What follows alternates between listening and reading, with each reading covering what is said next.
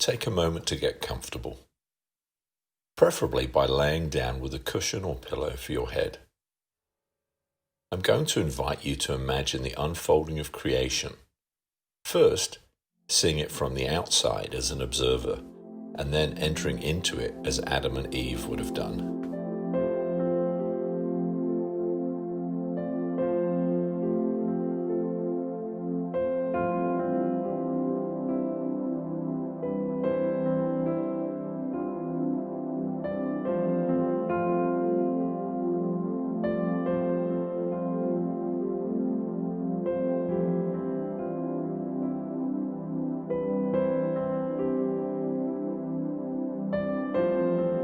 In the very beginning, there is only Father, Son, and Holy Spirit. Three distinct persons united together in perfect love, fully content, completely at peace, and overflowing with joy. Now overhear their conversation as they discuss creating the cosmos together. Watch as they create the heavens and the earth. Initially, the earth is like a ball of clay, formless and void, empty and dark. But all that begins to change as the Spirit of God hovers over the waters. Then you hear a voice like thunder. "Let there be light!" And for the first time, light appears, glorious and spectacular, illuminating the darkness but not eliminating it altogether. You look around at the light and the shadows and the reflections, overcome by the beauty of it all.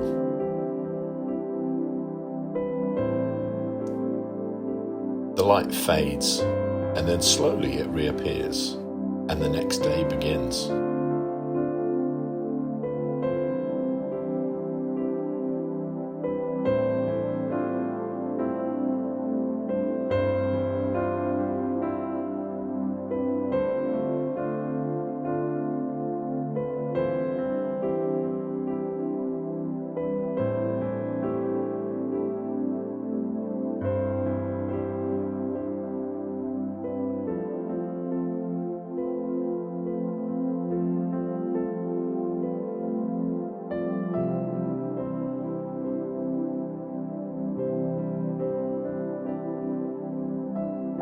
For a second time you hear the voice of God as He commands the waters to separate above and below.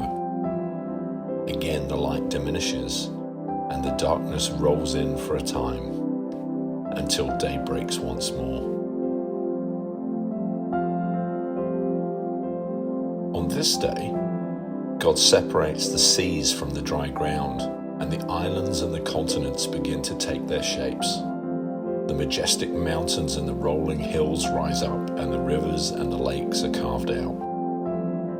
God speaks once more, and plants and bushes and trees and flowers spring forth, filling the dry land with color and fruit and fragrance.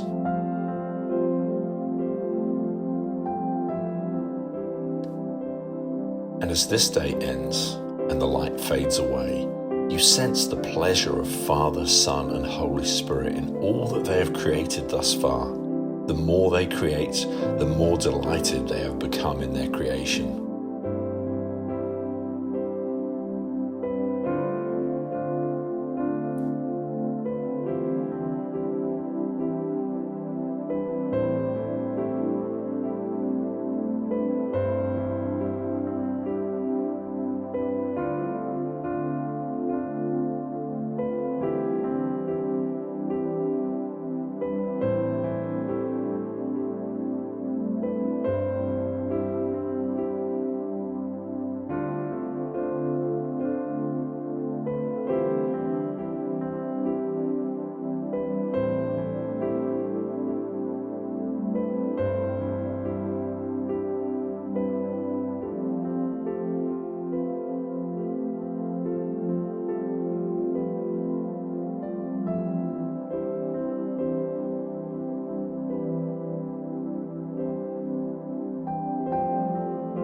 During the next day, God makes the sun and the moon and sprinkles the sky with stars and planets beyond number. You gasp at the majesty, the beauty, and the sheer vastness of it all.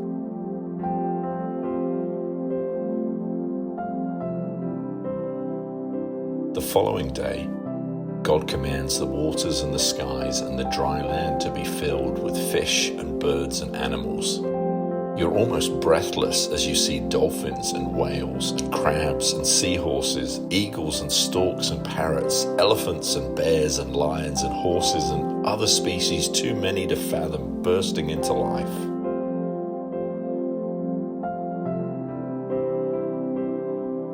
You can hardly contain your excitement as you sense that creation is building to a crescendo, a grand finale, a final masterpiece. And for just a moment, you get a glimpse into the Father's heart and are completely undone when you realize He is imagining you, thinking about you, deciding the color of your skin, your hair, and your eyes, deciding what your personality, your natural attributes, and your personal tastes will be. You're stunned as you realize He is giving you more thought than all of His creation up until now. He imagines your days, the tender moments He wants to share with you, the good works He will set before you, the friends He will give you, the love and the favor He will lavish over you. You begin to count His thoughts towards you, but the more He continues to think about you, the more you realize you've set yourself an impossible task, like counting the stars in the sky or the grains of sand on the beach. So instead, you allow His loving thoughts to saturate your whole being.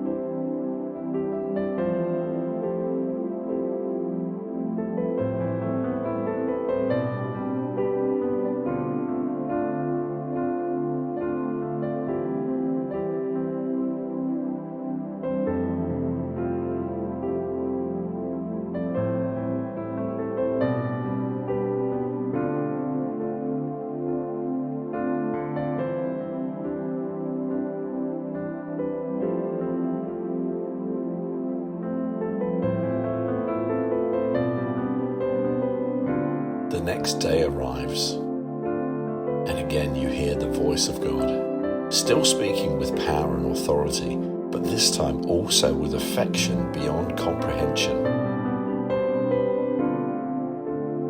Let us make mankind in our image, in our likeness, so that they may rule over the fish in the sea and the birds in the sky, over the livestock and all the wild animals, and over all the creatures that move along the ground. You marvel as you see the Father not only speak, but stoop down and grasp a small handful of dust and mud and clay. You're enthralled as you see Him kneel down and begin to form it and shape it into something that slowly begins to resemble a tiny version of Himself. Its as yet lifeless beauty is staggering and elegant beyond words, beyond comparison in all creation. You ponder what He will do next, how He will awaken and give life to His masterpiece. You are captivated as you watch Him lean forward with His head bowed low, as He appears almost to kiss His work of art to life. You see Him breathe His own breath into this magnificent creation.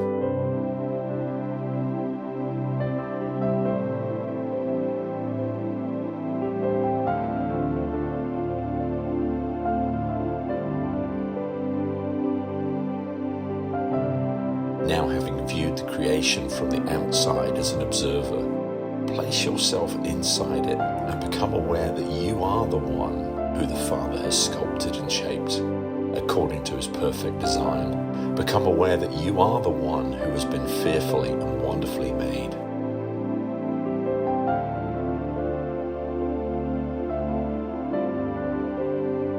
Feel the loving touch of His hand and the warmth of his breath as he awakens you and brings you to life. Imagine the sensation of his breath entering your lungs as you breathe in deeply and slowly, inhaling the very breath and life and Spirit of God. Imagine your heart beginning to beat, your mind becoming awake, and both being flooded with wave after wave after wave after wave of perfect peace and perfect love.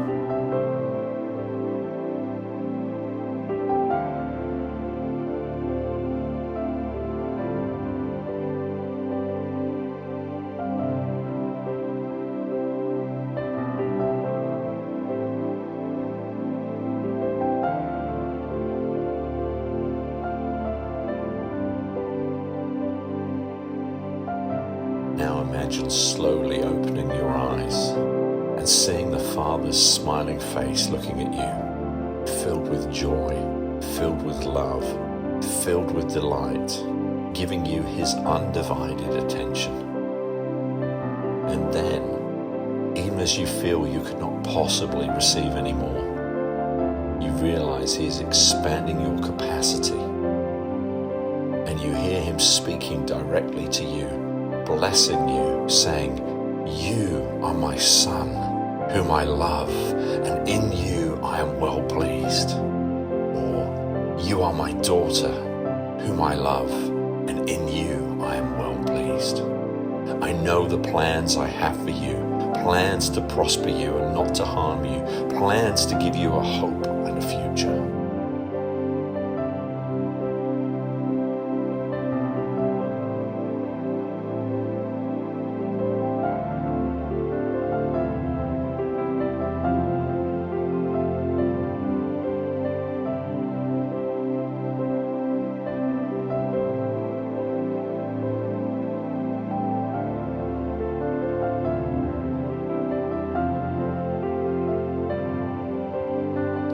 Overwhelmed by his love and affection, love and worship begin to overflow from the deepest part of your being, and in awe you hear yourself saying, "Abba, Father, Papa.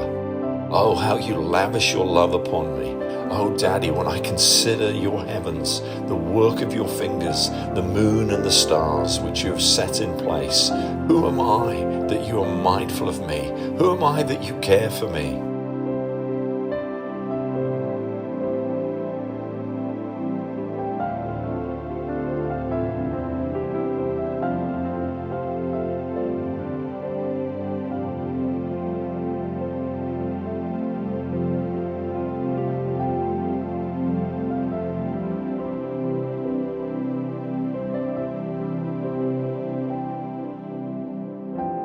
Now for a few minutes, linger in this place of receiving love and affection from your Father and returning love and worship to your Father.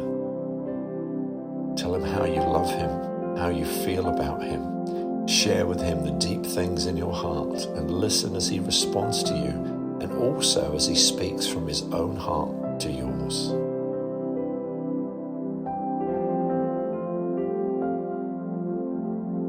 Then after a few minutes, take some time to journal about what you've experienced, what you felt, what you heard, what you said, what you realized, and what you received from him.